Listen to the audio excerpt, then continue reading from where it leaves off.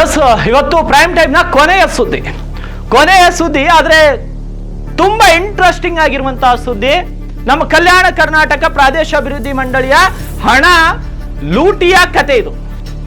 ಇವತ್ತು ನಾನು ನಿಮಗೆ ಕರ್ಕೊಂಡು ಹೋಗ್ತಾ ಇರೋದು ಬೀದರ್ ಜಿಲ್ಲೆಯ ಔರಾದ ತಾಲೂಕಿನ ಒಂದು ಪ್ರದೇಶಕ್ಕೆ, ಗಿರ್ನೆ ಲೇಔಟ್ ಹತ್ತಿರ ಇರುವಂತಹ ಒಂದು ಲೈಬ್ರರಿಗೆ. ಅಕ್ಷರಶಃ ಇಲ್ಲಿ ಒಂದು ಹಗಲ್ ದರೋಡೆ ನಡೆದಿದೆ. ಸಾರ್ವಜನಿಕರ ಬೆವರಿನ ಹಣದಲ್ಲಿ ನಿರ್ಮಾಣವಾದಂತಹ ಭವ್ಯ ಗ್ರಂಥಾಲಯದ ಕಟ್ಟಡ ಇಂದು ಪಾಳು ಬಿದ್ದಿದೆ. KKRDB ಅನುದಾನದಡಿ ಬರೋಬ್ಬರಿ 93.50 ಲಕ್ಷ ರೂಪಾಯಿ ವೆಚ್ಚದಲ್ಲಿ ನಿರ್ಮಿಸಲಾದ ಈ ಕಟ್ಟಡ ಪುಸ್ತಕಗಳ ಬದಲಿಗೆ ಮದ್ಯದ ಬಾಟ್ಲಿಗಳು, ಪುಂಡ ಪೋಖರಿಗಳ ಆಶ್ರಯ ತಾಣವಾಗಿದೆ. ಶಾಸಕ ಪ್ರಭು ಚವ್ಹಾಣ್ ಅವರ ವಿಶೇಷ ಅನುದಾನದಡಿ ನಿರ್ಮಿತಿ ಕೇಂದ್ರದವರು ಈ ಕಾಮಗಾರಿ ನಡೆಸಿದ್ದಾರೆ. ಆದ್ರೆ ಕಾನೂನು ಪ್ರಕಾರ ಕೆಲಸ ಮುಗಿದು 2 ವರ್ಷಗಳೇ ಕಳೆದ್ರು ಈ ಕಟ್ಟಡಕ್ಕೆ ಉದ್ಘಾಟನೆ ಭಾಗ್ಯವೂ ಸಿಕ್ಕಿಲ್ಲ. ಕನಿಷ್ಠ ಪೀಠೋಪಕರಣಗಳು ಇಲ್ಲದ ಈ ಕಟ್ಟಡವನ್ನ ನೋಡುವವರೇ ಇಲ್ಲದಂತಾಗಿದೆ. ಇಲ್ಲಿನ ದುಸ್ಥಿತಿ ಬಗ್ಗೆ ನಾವು ಸಂಬಂಧಪಟ್ಟ ಅಧಿಕಾರಿಗಳನ್ನ ಪ್ರಶ್ನಿಸಲು ಹೋದ್ರೆ ಸಮಾಧಾನಕರವಾದ ಉತ್ತರಗಳೇ ಇಲ್ಲ.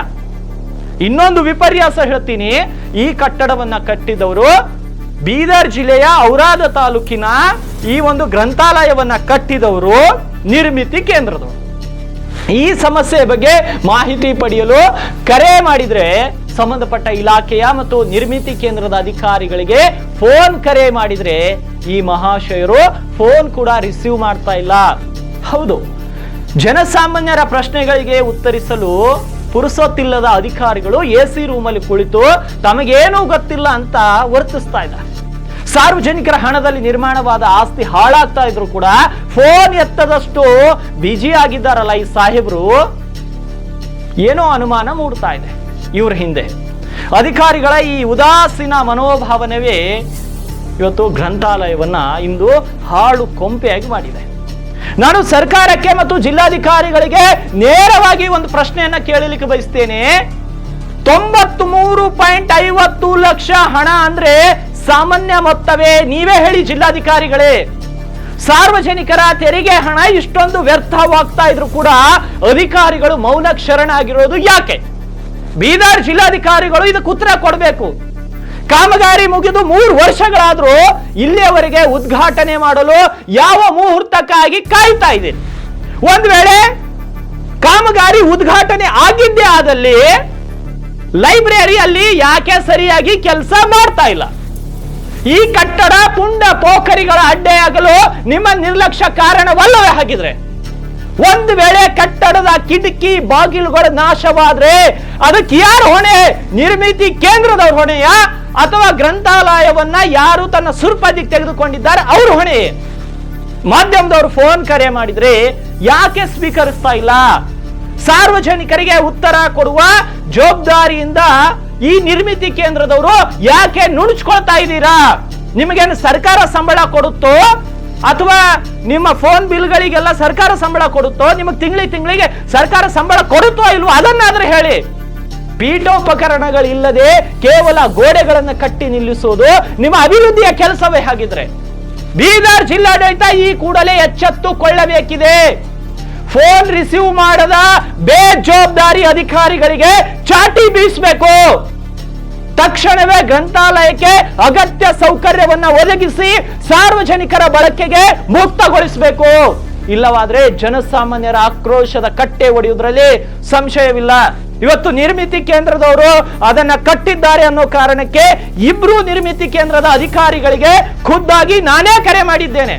ಜಿಲ್ಲಾಧಿಕಾರಿಗಳು ಕರೆ ಮಾಡಿದ್ರೆ ಅವ್ರು ಕರೆ ಪಿಕ್ ಮಾಡ್ತಾರೆ. ಬೀದರ್ನ DC ಅವ್ರು ಕರೆ ಮಾಡಿದ್ರು ಕಾಲ್ ಪಿಕ್ ಮಾಡ್ತಾರೆ. ಆದ್ರೆ ನಿರ್ಮಿತಿ ಕೇಂದ್ರದಲ್ಲಿರುವಂತ ಭ್ರಷ್ಟ ಲಜ್ಜೆಗೆಟ್ಟ ಅಧಿಕಾರಿಗಳು ನಾವು ಕಾಲ್ ಮಾಡಿದ್ರು ಪಿಕ್ ಮಾಡಲ್ಲ ಅಂದ್ರೆ ಅವರು ಸರ್ಕಾರಿ ಅಧಿಕಾರಿಗಳು ಅಥವಾ ಏನು ರಾಜ್ಯ ಪ್ರಭುತ್ವದಲ್ಲಿರುವಂತ ರಾಜರಂತ ತಿಳಿದುಕೊಂಡಿದ್ದಾರೋ?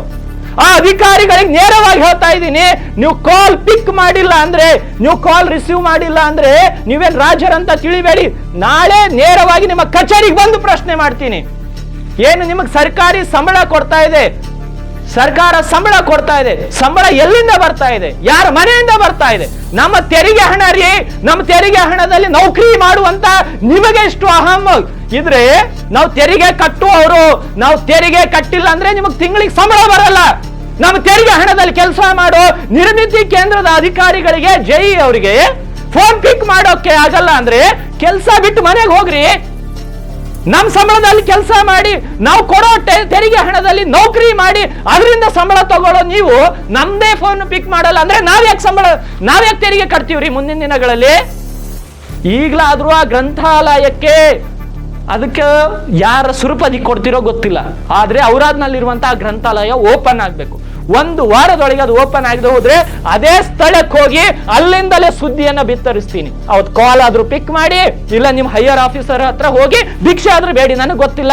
ಆದ್ರೆ 1 ವಾರದೊಳಗೆ ಔರಾದ್ನಲ್ಲಿರುವಂತಹ ಲೈಬ್ರರಿ ಜನಸಾಮಾನ್ಯರಿಗೆ, ವಿದ್ಯಾರ್ಥಿಗಳಿಗೆ, ವಿದ್ಯಾರ್ಥಿನಿಯರಿಗೆ ಓದಲಿಕ್ಕೆ ಸಿಗಬೇಕು. ಇಲ್ಲ ಅದು ಯಾರ ಹತ್ರ ಯಾರ ರಿಕಮೆಂಡೇಶನ್ ತಗೊಂಡು ಬರ್ತಿರೋ ನಾನು ನೋಡ್ತೀನಿ, ಅಲ್ಲಿಂದಲೇ ಸುದ್ದಿಯನ್ನ ಬಿತ್ತರಿಸ್ತೀನಿ. ಫೋನ್ ಪಿಕ್ ಮಾಡೋದು ಅಧಿಕಾರಿಗಳನ್ನ ಮನೆ ಕಳಿಸ್ತೀನಿ. ಅಲ್ಲಿ ಕಳಪೆ ಕಾಮಗಾರಿ ಆದ್ರೆ ಒಬ್ಬನ್ನು ಕೂಡ ಬಿಡಲ್ಲ. ನಿರ್ಮಿತಿ ಕೇಂದ್ರದವ್ರು ಅಂದ್ರೆ ನೀವೇನು ದೊಡ್ಡ ಇದನ್ನು ತಿಳ್ಕೊಂಡು ರಾಜರಂತ ತಿಳ್ಕೊಂಡಿದ್ದೀರಾ? PWD ದವ್ರು ಮಾಡಿದ್ದಾರೆ, PR ಇದವ್ರು ಮಾಡಿದ್ದಾರೆ, ಅವ್ರು ಮಾಡಿದ್ರೆ ಅಷ್ಟೇ ಪ್ರಶ್ನೆ ಮಾಡ್ತೀವಿ, ಮಿಕ್ಕುಳಿದವ್ರು ಮಾಡಿದ್ರೆ ಪ್ರಶ್ನೆ ಮಾಡಲ್ಲ ಅಂತ ಅಂದ್ಕೊಂಡಿದ್ದೀರಾ? ನಿರ್ಮಿತಿ ಕೇಂದ್ರದವರು ಅರ್ಥ ಮಾಡ್ಕೊಳ್ಬೇಕು, ನಿಮಗೂ ತೆರಿಗೆ ಹಣದಲ್ಲಿಯೇ ಸಂಬಳ ಬರ್ತಾ ಇದೆ, ಅವರಿಗೂ ತೆರಿಗೆ ಹಣದ, ನಿಮ್ಮನ್ನು ಪ್ರಶ್ನೆ ಮಾಡ್ತೀವಿ, ಲ್ಯಾಂಡ್ ಆರ್ಮಿ ಅವ್ರನ್ನೂ ಪ್ರಶ್ನೆ ಮಾಡ್ತೀವಿ, PR ಇದವ್ರನ್ನೂ ಪ್ರಶ್ನೆ ಮಾಡ್ತೀವಿ, PWD ದವ್ರನ್ನೂ ಪ್ರಶ್ನೆ ಮಾಡ್ತೀವಿ, PDO ಪ್ರಶ್ನೆ ಮಾಡ್ತೀವಿ, CO ಅವ್ರನ್ನೂ ಪ್ರಶ್ನೆ ಮಾಡ್ತೀವಿ, DC ಅವ್ರನ್ನೂ ಪ್ರಶ್ನೆ ಮಾಡ್ತೀವಿ. ಯಾಕಂದ್ರೆ ನೀವೆಲ್ಲರೂ ನಾವು ಕಟ್ಟುವಂತಹ ತೆರಿಗೆಯಲ್ಲಿ ಸಂಬಳವನ್ನ ಪಡಿತಾ ಇದ್ದೀರಿ. ನೀವು ನಮ್ಮ ನೌಕರರು. ನಾವು ಹೇಳ್ದಂಗೆ ನೀವು ಕೇಳಬೇಕು. ನಮಗ್ ಸಮಸ್ಯೆ ಆದ್ರೆ ಅದನ್ನ ಬಗೆಹರಿಸಬೇಕು. ಇನ್ನೊಂದು ಸಲ ಯಾರಾದ್ರೂ ಕಾಲ್ ಮಾಡಿದಾಗ ಪಿಕ್ ಮಾಡದೇ ಇರ್ರಿ, ಅವಾಗ ಹೇಳ್ತೀವಿ. ಕೆಲಸ ಮಾಡೋಕೆ ಯೋಗ್ಯತೆ ಲಾಯಕ್ಕಿಲ್ಲ ಅಂದ್ರೆ ಕೆಲಸ ಬಿಟ್ಟು ಹೋಗಿ. ಆ ಲೈಬ್ರರಿ ರಿಪೇರಿ ಮಾಡೋಕ್ಕಾಗಲ್ಲ, ನಮ್ ಕರೆಗಳನ್ನ ಕಟ್ ಮಾಡ್ತಾರೆ ಇವರು. ನೋಡೋಣ 1 ವಾರದಲ್ಲಿ ಲೈಬ್ರರಿಯನ್ನು ಆನ್ ಮಾಡ್ತಾರೋ ಇಲ್ವೋ. ನೀವು ಕಾಲ್ ಪಿಕ್ ಮಾಡಿಲ್ಲ ಅಂದ್ರೂ ನಾವೇನು ಹೆದರಲ್ಲ, ನಿಮ್ಮ ಕಚೇರಿಯ ಬಾಗಿಲಿಗೆ ಬಂದು ಪ್ರಶ್ನೆ ಮಾಡ್ತೀವಿ. ಆ ಗತ್ತು ತಾಕತ್ತು ನಮಗಿದೆ. ಯಾಕಂದ್ರೆ ನಾವು ನಿಮ್ಮ ತರ ಭ್ರಷ್ಟರಲ್ಲ, ನಿಮ್ಮ ತರ ಅರ್ಧ ಕೆಲಸ ಮಾಡಿ ಹಣ ಲೂಟಿ ಹೊಡೆದವರಲ್ಲ. ನಾವು ಸಮಾಜದ ಧ್ವನಿಯಾಗಿ ಕೆಲಸ ಮಾಡ್ತಾ ಇದ್ದೀವಿ. ಆ ಸಮಾಜದವರ ಪರವಾಗಿ ನಿಮ್ಮ ಬಾಗಿಲಿಗೆ ಬಂದು ನಿಮ್ಮ ಟೇಬಲ್ ಮೇಲೆ ಕುತ್ಕೊಂಡು ಪ್ರಶ್ನೆ ಮಾಡ್ತೀವಿ. ನಮ್ಮನ್ನು ಯಾರು ಕೇಳ್ತಾರ ನಾವು ನೋಡ್ತೀವಿ. 1 ವಾರದಲ್ಲಿ ಲೈಬ್ರರಿಯಲ್ಲಿ ಪುಸ್ತಕ, ಫರ್ನಿಚರು, ಲೈಟಿಂಗ್ ಬಂದು ಉದ್ಘಾಟನೆ ಆಗದೇ ಇದ್ದಲ್ಲಿ ಕೋರ್ಟಿಗೆ ನಾನಾದ್ರೂ ಹೋಗ್ತೀನಿ, ಇಲ್ಲ ಅಲ್ಲಿಂದಲೇ ಸುದ್ದಿಯನ್ನ ಬಿತ್ತರಿಸ್ತೀನಿ. ಸೊ ಈ ಒಂದು ಸುದ್ದಿಯೊಂದಿಗೆ ಇವತ್ತಿನ ಪ್ರೈಮ್ ಟೈಮ್ ಮುಗಿಸ್ತಾ ಇದ್ದೀನಿ. ಮತ್ತೆ ಮುಂದಿನ ಪ್ರೈಮ್ ಟೈಮ್ನಲ್ಲಿ ಭೇಟಿ ಆಗ್ತೀನಿ.